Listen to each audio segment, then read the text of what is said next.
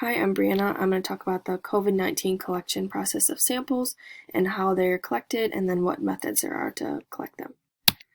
So the CDC recommends an upper respiratory specimen, and then these are all the ways that they can be collected.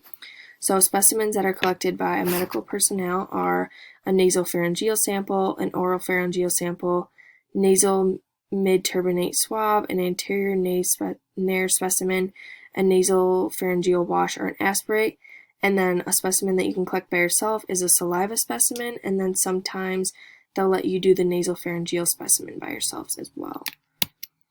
So swabs should be placed into sterile transport tubes immediately and stored up to 72 hours before testing.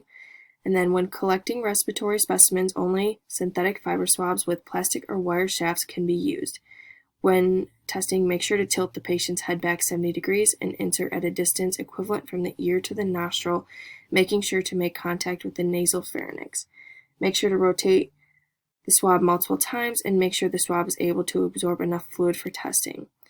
When getting a saliva sample, the patient must give 1 to 5 milliliters in a sterile container so that there's enough fluid. Most common types of tests are the nasal test when a medical personnel inserts the swab into the nostril, and then the saliva test. And when the healthcare worker is giving the test, they must make sure to wear all the correct forms of PPE so they are not infected.